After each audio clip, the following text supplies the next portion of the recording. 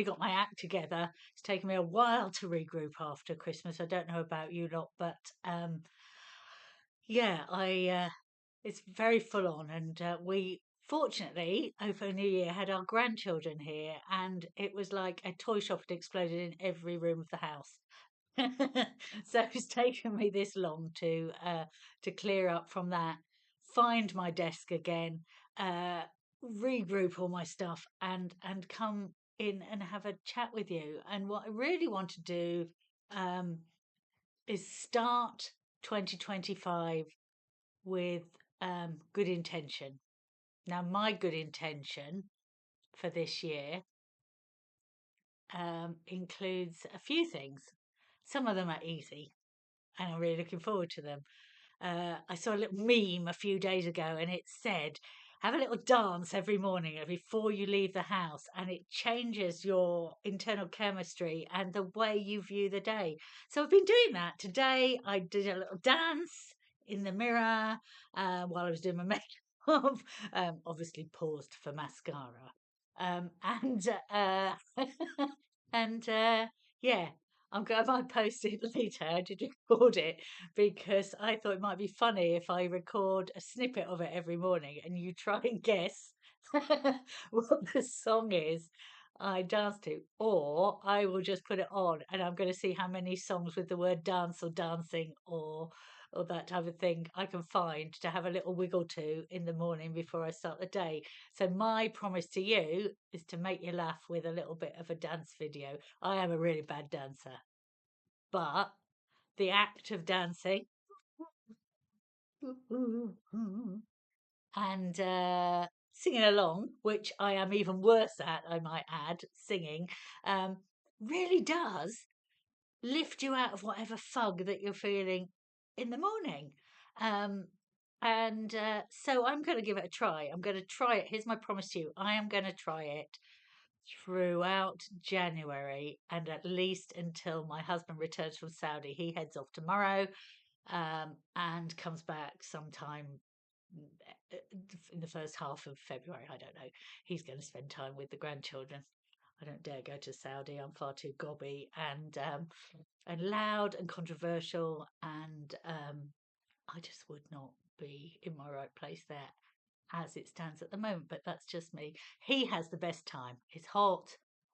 His children are there, his grandchildren rather. He gets a holiday. He gets the warm and the dry. That helps his achy joints because he's not a young man anymore. He knows he hates that. But it's a fact of life. And like I said to him over Christmas and New Year when he was frustrated because we couldn't go out and do all the things we wanted to with the grandkids, he's nearly 70.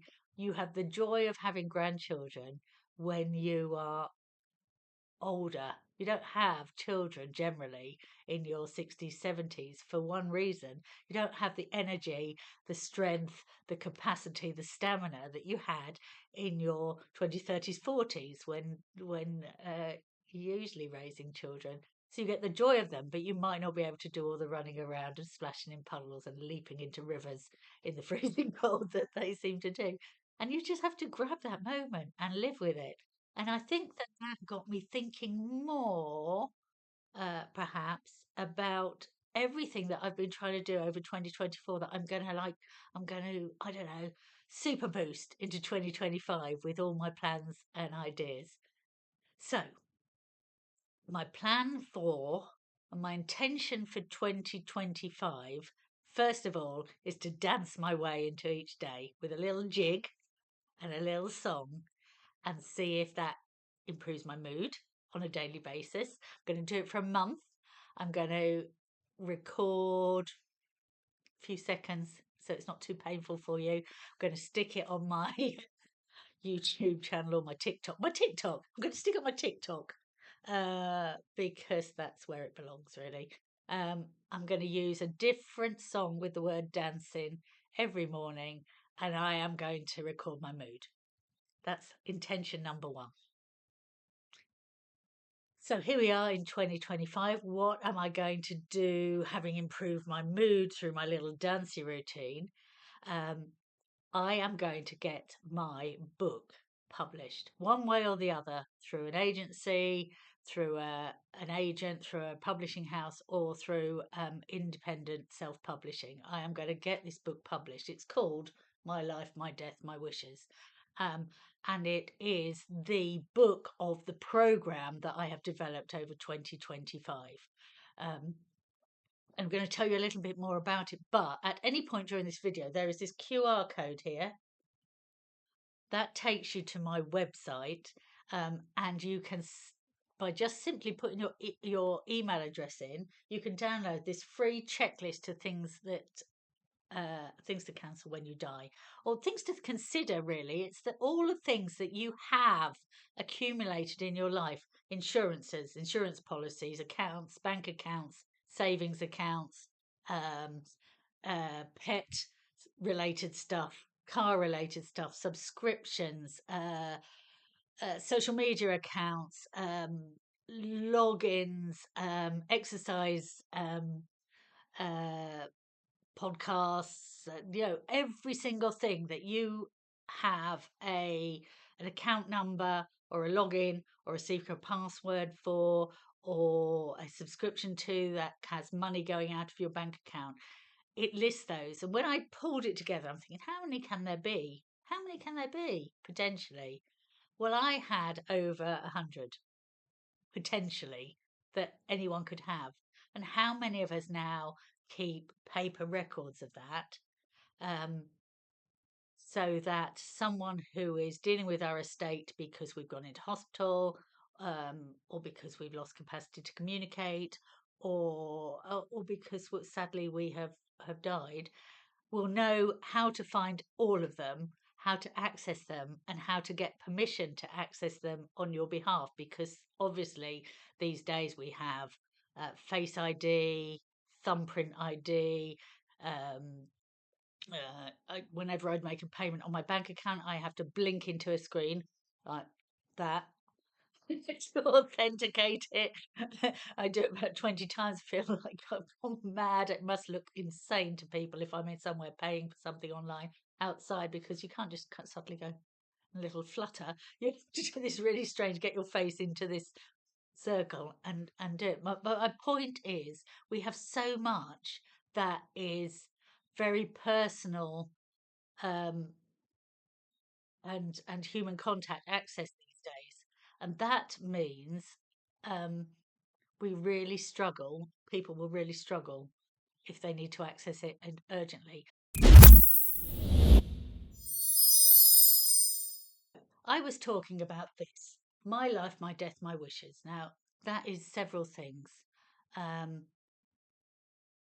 It is a package, a comprehensive package of services and support that I offer, be it templates, guides, one-to-one support, video support, meeting in person, meeting overline, to help a family or an individual through every step of planning for their dotage. Really, as we get older, we might lose capacity. We need to think about that, all the things we could put in place. It is an empowering and easily accessible, supportive way to process through all of those things. It is designed to be accessible. It is designed to be comforting, not frightening. It is designed to be supportive, enlightening, and empowering to the user. And that is what is behind the whole of My Life, My Death, My Wishes, and every single product and activity that I put into it. It is about demystifying, decoding, debunking, alleviating fear, presenting choice, giving more options, taking away all of that, false truth that we think we have to follow when it comes to our death and dying, and helping you know what's out there in your area and generally, and helping you find out about it, access it, and then communicate it within your family, what you want and how you want it, and what matters to you in your life, what legacies you're going to leave, where you're going to be leaving them, how people are finding things. So I'm just going to point again to this. This little QR code here takes you to a freebie. There's no strings other than you put your email in. That will mean that I can send you the freebie, and you'll get 4 emails over the course of 3 weeks. It's not a lot, just reminding you, checking in, and that type of thing. And you can stop those if you want at any point. It's not a problem. They're there to help you through it. So once you've checked, you've had a look, make sure you understand it, give you a way of contacting me if you've got a problem with it. All of those things. They're not long, they're not invasive, and they won't go on forever and ever. And as I say, you can opt out of them if you want to and just take the list. But when I created that list, I was so shocked by how many things I could potentially have that nobody would know about because there's no paper evidence. No one would know about because they are, because I'd forgotten about them as well. But they might be seeping or sapping money out of my account. No way that anyone could access my account, but it needs my thumbprint, or it needs my facial recognition, or it needs me to blink. It's got 2-factor authentication, which needs a second device. All of those things that make us safe make it stressful for the people we leave behind, or the people who are administering our stuff on our behalf if we become ill or incapacitated for any reason for any length of time.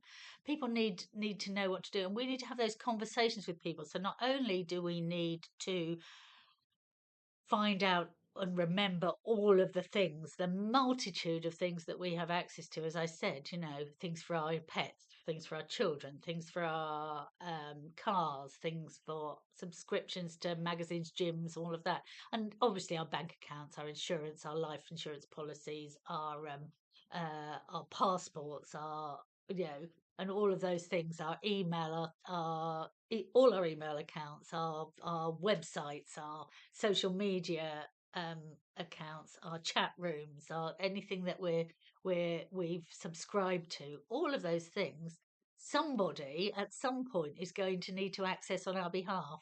All our amenities, gas, electric, water. My husband, as with lots of families, has had to execute an estate after his parents died, and it was some of the things have wonderful things in place. Most gas suppliers, most electric suppliers, you phone, you say someone's died, they have a bereavement team, and they are brilliant. And some are appalling. And you, as the next of kin, are already distraught. You're already stressed. You're already overwhelmed. You already think life is unfair and it's all a battle. And it becomes even more of a battle when all of these organisations make it so hard for you to act on behalf of somebody that you love. But it does not have to be that way if you plan a little bit ahead. And this is the step 1 to planning a little bit ahead. So this free My Life, My Death, My Wishes checklist is there for anyone, whether you do anything or nothing with me in the future. It's there.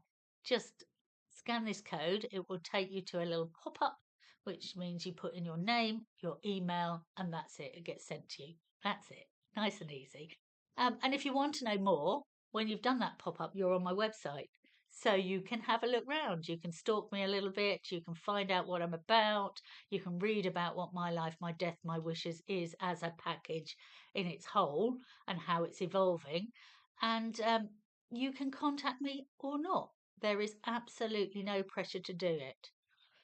So the reason I've created my package of services and products, My Life, My Death, My Wishes, which are still in production, is because I trained to be a funeral celebrant some years ago, 2019. So yeah, more than some years ago. More years than I remember because it was lockdown, so I didn't do very much at the start.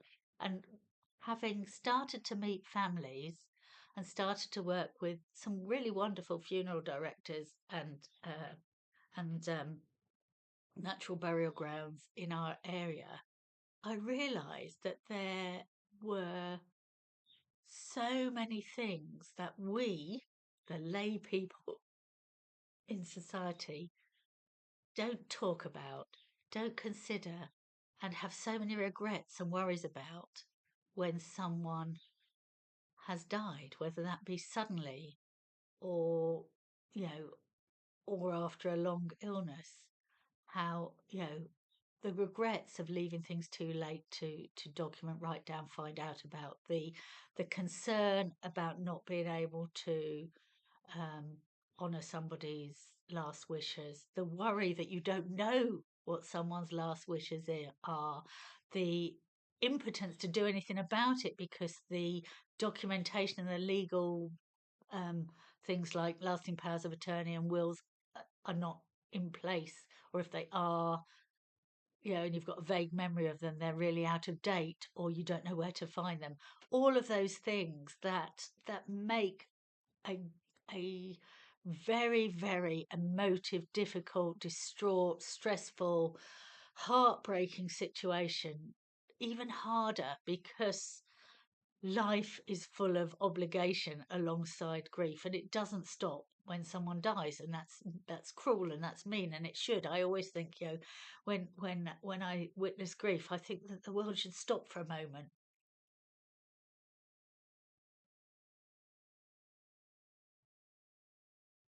Just to pause and absorb the immenseness of that loss of that person, to maybe not everybody, but to somebody, maybe to lots of somebodies, and the impact that loss is going to have on the trajectory of those left behind to walk the path without them. The trajectory of that path is going to change, because it's going to affect their personality. If you lose someone you love, especially if it's suddenly, perhaps, um, you lose a part of you, and you rebuild and put yourself back together, but the bits don't fit back in quite the same way.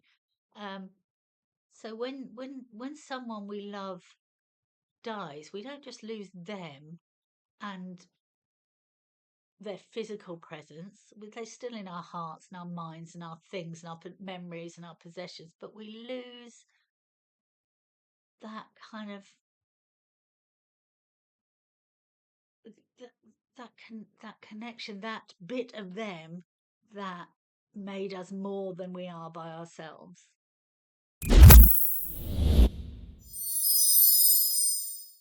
When I do ceremonies that are linked to love and unity, I might do a sand or a salt or a ceremony, or a wine ceremony, and it's basically you get two or multiple jars of liquids or salt or coloured sands or whatever, and all of those people connected to that union pour them in together. So if it's red and white wine, they're poured together, you get pink. If it's salt, you pour them in together, and then mix. If it's sands, you pour them together. What I'm saying is that you don't. They're joined. They're not joined like that. They're joined like that in a big muddle. That you can't just separate them out again and everything be the same. It's not possible. And that's what relationships are like. Good relationships muddle it all together, and you are never the same again. So when one bit is yanked away, some of those other bits crumble, and you have to rebuild them, and it's very difficult. Um, and when we're grieving, we have a lot of stuff going on. And I am not a specialist grief counsellor. I'm not a specialist financial advisor. I'm not a solicitor. What I am is a funeral celebrant, end of life doula, and a compassionate person who has done some reading and research, and has written and looked into the area and written about all the things we need to consider, and found out where you need to go to get those answers. I don't provide all of the answers.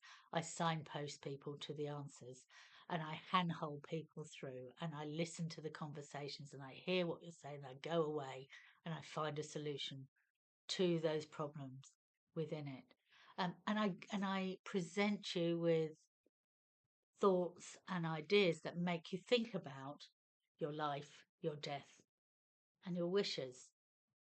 So my life, my death, my wishes looks at a better way in which to talk about and process our end of life and our death and our dying, or someone else's end of life, death and dying, and how to prepare for it, how to have conversations about it, how to document and secure it so that you know that you will be placed, or your loved one will be placed, at the centre of all the decisions that are made with regard to them, should they lose, or should you lose capacity and not be able to communicate them.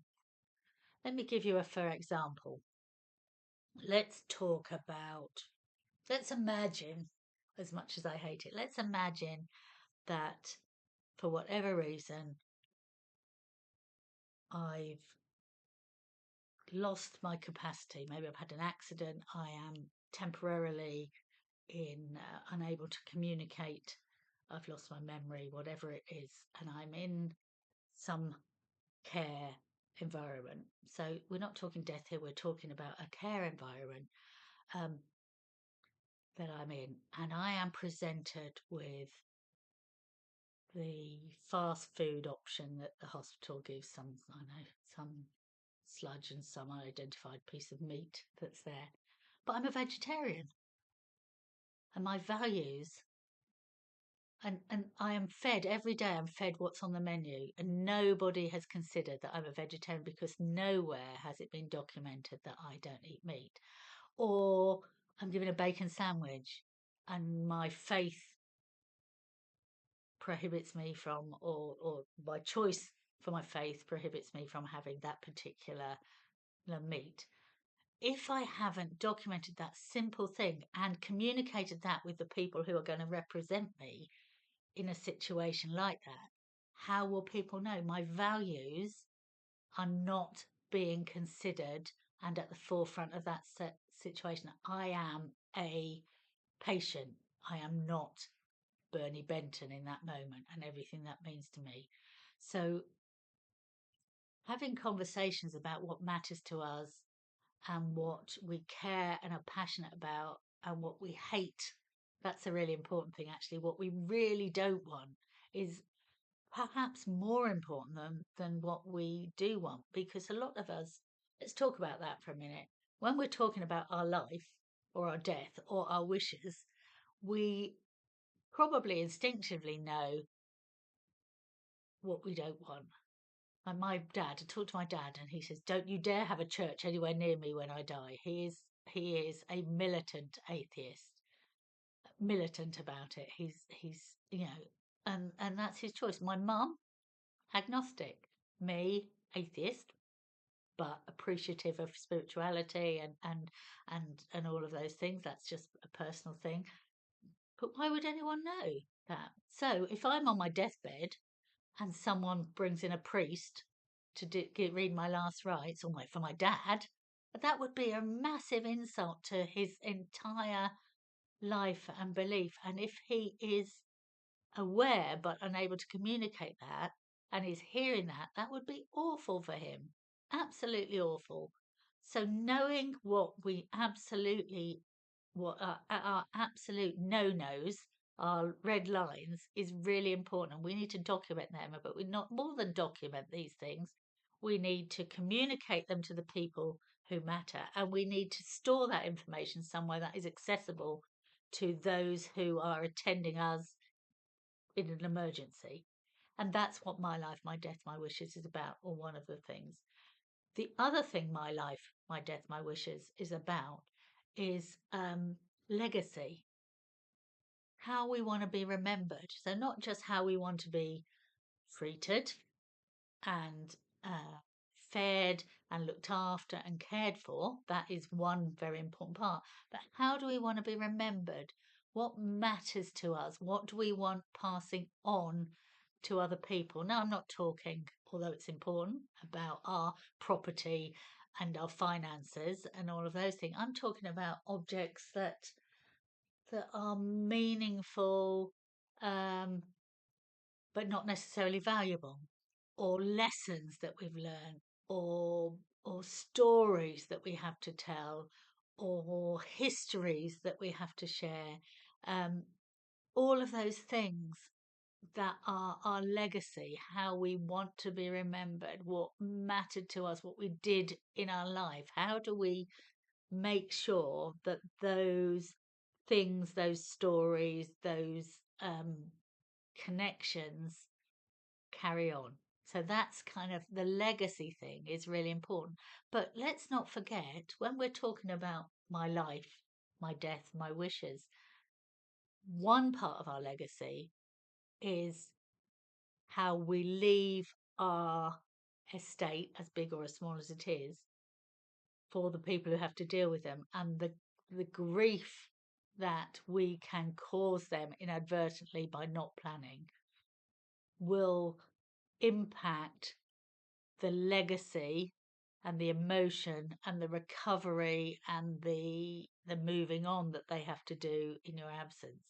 So legacy is not just about us and our story, it's about how we have communicated it, shared it, and eased the people we love into it in our absence. Let's talk about our lives. Let's talk about our lives. So, my life, my death, my wishes isn't just about dying, it's about living. My life, my death, my wishes is about living our full, authentic life and sharing our full, authentic life, as small or as big, as influential or as intimate as that is. It doesn't matter. We're all valid human beings who have the same hearts and bodies and minds, and they all work in a unique way, but they're all as valid as the next person's, whether you're Elon Musk or Mother Teresa or Bernie Benton.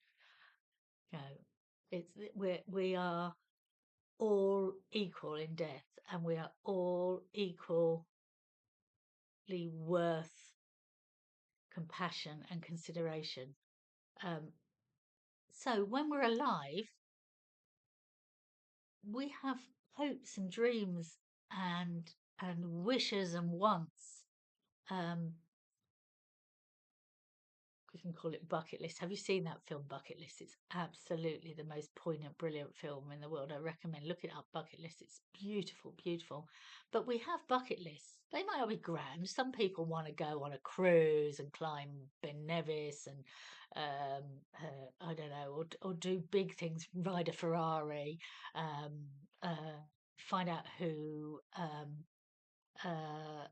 their real parents were. There are all sorts of things that are on your bucket list, but you if other people don't know, or if you haven't voiced them, how can people help you achieve them? So why not create those bucket lists of little things? It might be, I don't know, to eat sushi, because they've never eaten sushi. Try to, I don't know what your bucket list might be. We all have a bucket list. So I don't even know what mine is without really, really thinking about it. Yeah, my aim in my life, perhaps I can describe it best if I talk about me. My life, my death, my wishes.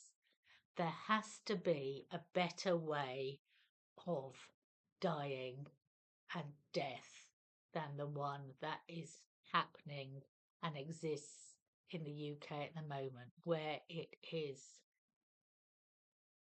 an NHS which is fantastic in its limitations at keeping people alive at all costs, but is really bad at death and dying. A funeral industry that has become exactly that, an industry, to a greater or lesser degree, depending on the quality of your funeral director. And I work with some really fabulous funeral directors in my area, who are within small communities, so may well already know your family. But generally, it's a conveyor belt. Someone dies, person you love dies, and this conveyor belt starts. How many cars do you want? What flowers do you want? Where are you going to have your buffet? Um, all of these things, and you are not in the frame of mind at that point to make those decisions. So your legacy, my legacy for my children, could be that I have prepared that, or I have said what my ideal farewell would be. But I've also, and this is the really important thing, I have also given them permission to not do it if it doesn't serve them. If they need something different, because I'm gone. I'm gone at this point. They are living with their grief and their pain and their suffering and their guilt and their worries and their concerns and all of the things that we have. Could I have done more? How did I not spot? Whatever it is, they are living with their guilt and their loss. And if you have said, I want this is what I want, I don't want anyone to detract from this, but they need this over here in order to process the loss of you, I want to give my family permission to do something different. So what I plan to do is I plan to say, this is what I would like. This is what how I envisage I am cared for as I die. I am cared for when I die. I am processed after my death. I am remembered once I'm gone. This is ideally how I would like it, how I envisage it. I don't know if I'll like it. I've never been dead before. I don't know if I'll like that. This is how I envisage it. Here is a list of the things that are important to me. These are things I would be really sad if they didn't get to the right person or weren't said in a ceremony. These are the definite no-nos. These are the things I would definitely, I feel very strongly about and would not want to happen to me because of my ethics or my beliefs or my, anything, my fears. These are things I definitely don't want. For example, some people are absolutely terrified of the idea of cremation and would only want burial, or the other way around. There are other options as well, or there will be in the future. These are my definite yeses and my definite nos. These are kind of my thoughts on what I envisage it going to be like. But I am happy for you to, in addition, or instead of, to swap out certain elements and do what it is that you need to help you process my loss, assuming that any of them are speaking to me and they'll all miss me when I'm gone. So I can say now I envisage my end of life to be at home, surrounded by people I love, where I still have capacity. That's what we all want.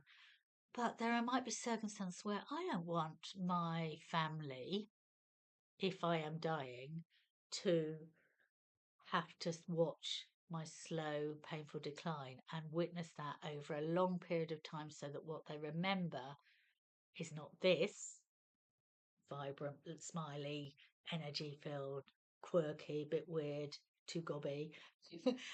I don't want them to remember me in the way that I will become. So maybe at that time, I would want hospice or care. I mean, it's a very emotive subject. And, it's not something, none of us have ever died before. Most of us have never been in a near death experience. Some of us have. I know people who have, and it's really changed their outlook on things. So we can only imagine what we think we will want and how we think we will feel and how we think we will cope. But by writing down our ideas and our wishes and our desires and having conversations about it with people and giving them permission to do something different if they need to, so that they are not then laden down with the guilt of not following your wishes is so important to our legacy and our quality of end of life care. It's really important. So my whole raison d'etre last year, this year, and into the future, as far as I can tell, is to try and find a better way to talk about and manage death, to get us off the treadmill of death and dying, to stop just blindly following the routine and the processes, and think, what has to happen? Very little, actually. We have to certify a death, register the death, and dispose of the deceased in a appropriate way. An appropriate way just can mean all sorts of things. There is so much choice on that. We don't often get given that. Other than those two things, absolutely anything can happen after we've died. We don't need embalming. We don't need cars. We don't need expensive flowers that are going to get thrown away. We don't need to have things in a certain order.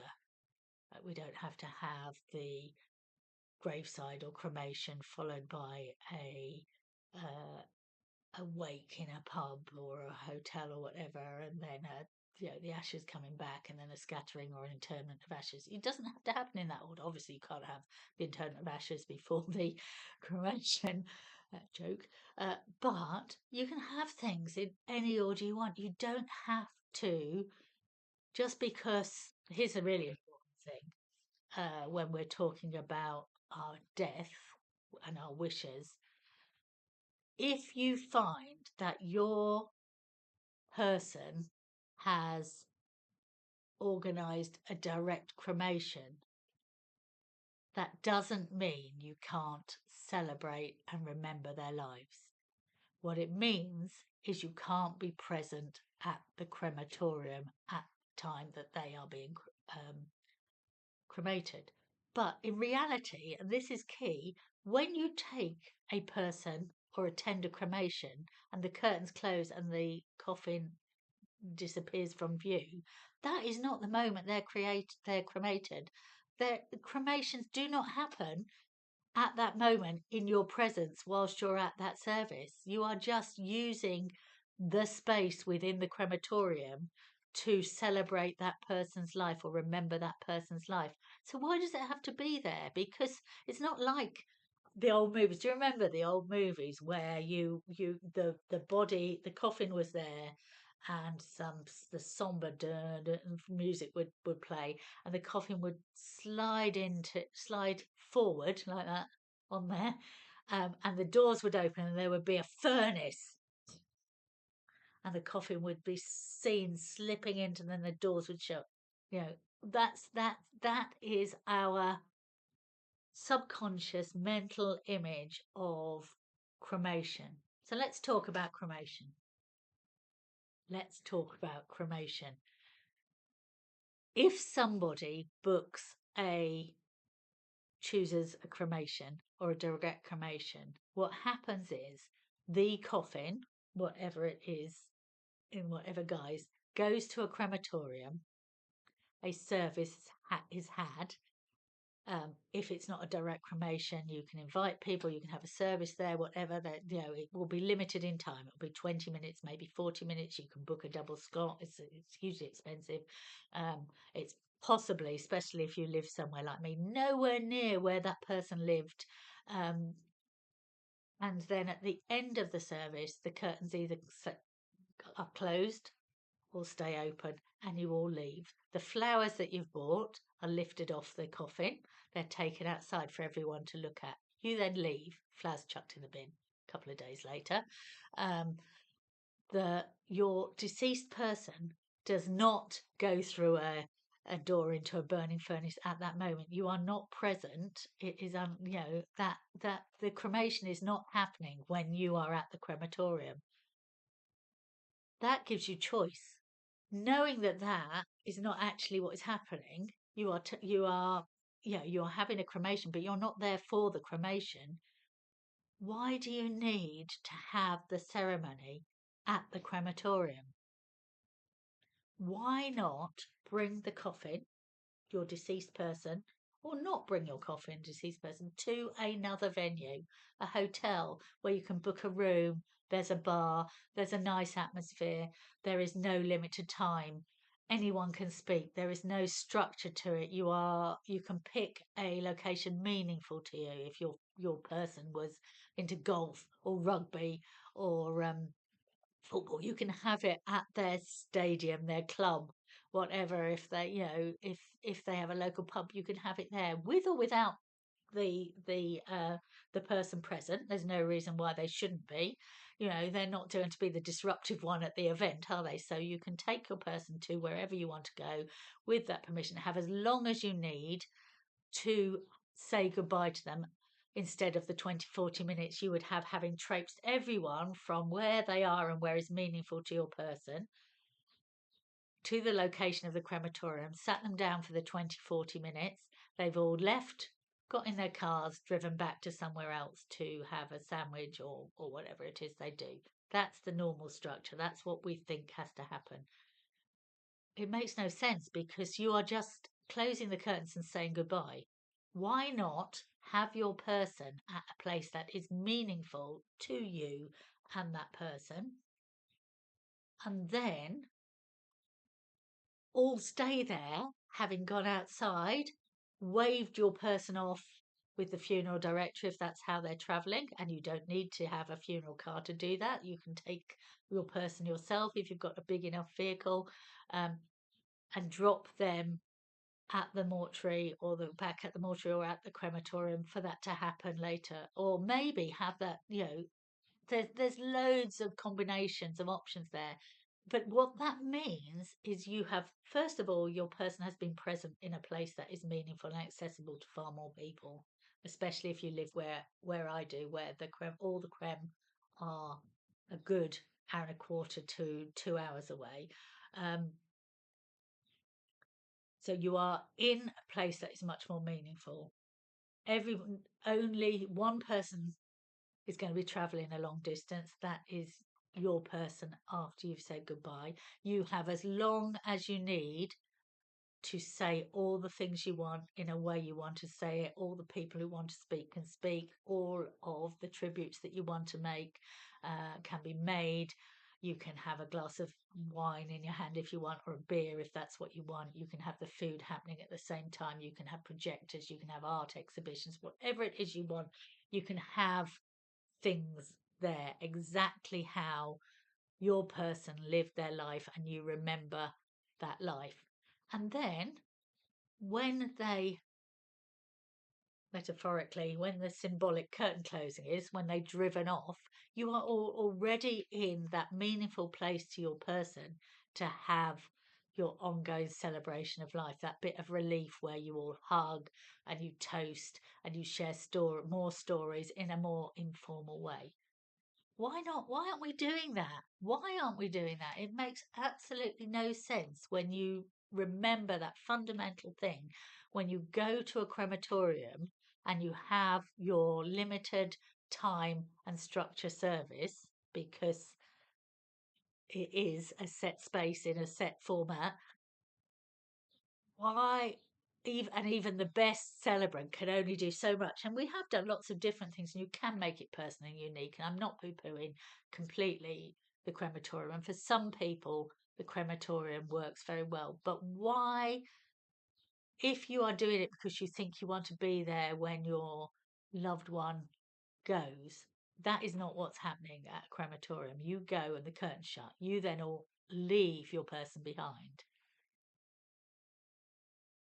for the time slot that they have for the cremation. So why not have your person in a meaningful place, do all the goodbying in a way that is meaningful to them, wave them off to the crematorium, and then carry on surrounded by your people, your community, in a space meaningful to your person? Just makes much more sense. And as a celebrant, having done all sorts of celebrations of life, those ones have been the probably most impactful because there's been more time allowed for them.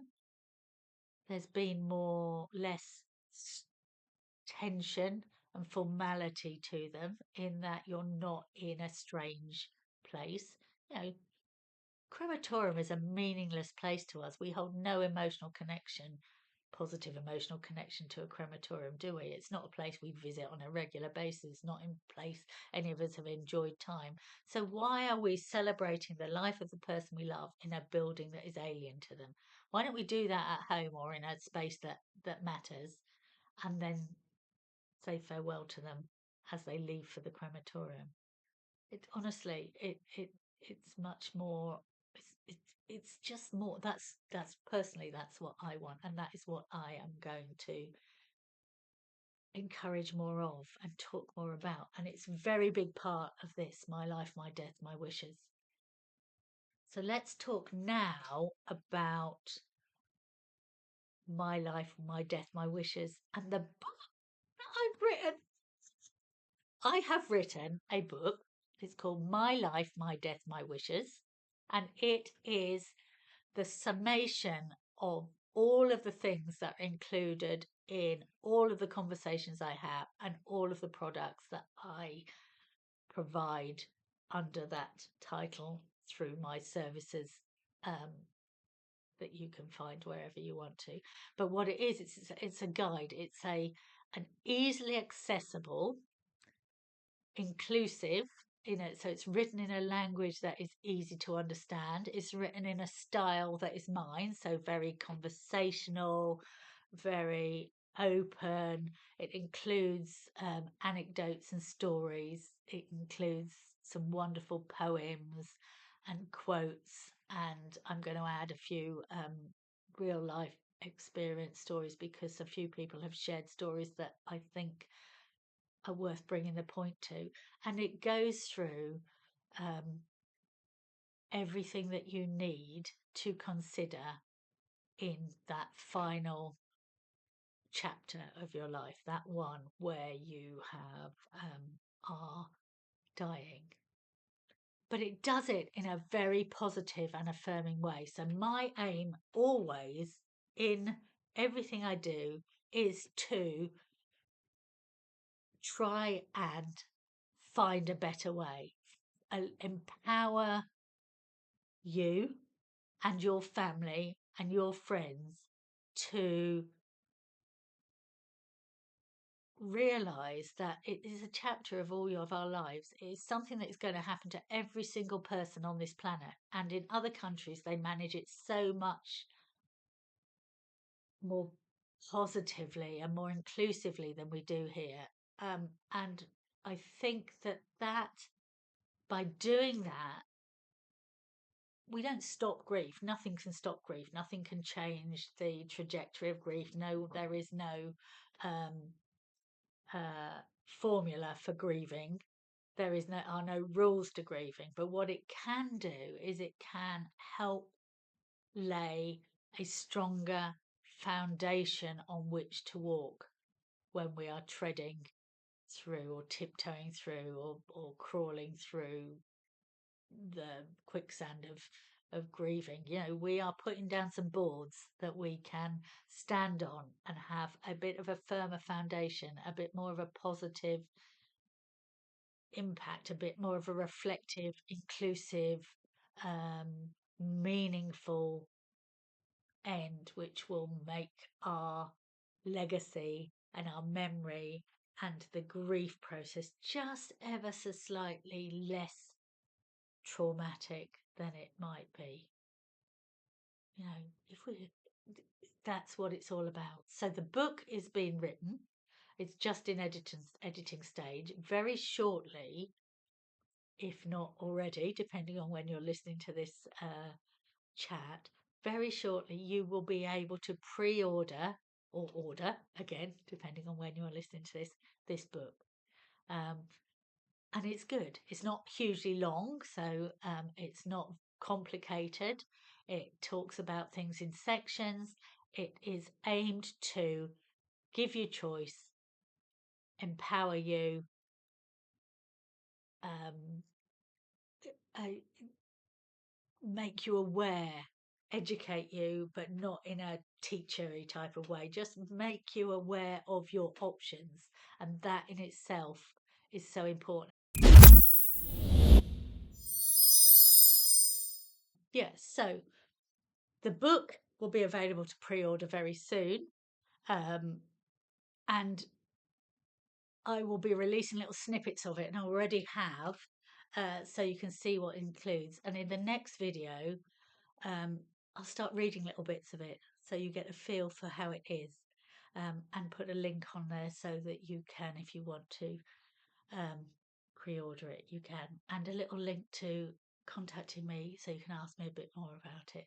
It's not going to be massively expensive. It's going to be accessible, affordable, and worth it. The other thing that's in the book is lots of spaces where I pose questions, and I put in sort of prompts to help you pull together all the things that matter to you, so that by the end of the book you should have, if you haven't already written it, be in a through the process, be in a position to write a quality of life statement, which is basically a statement saying what really matters to you if you lose capacity. That thing I mentioned earlier about um, if it's important to you that you're a vegetarian, vegan, organic food matters to you, that you don't get fed crap just because it's convenient for the care service to do that, or the inappropriate thing. You know what your values are in terms of spirituality, what your hopes and dreams are.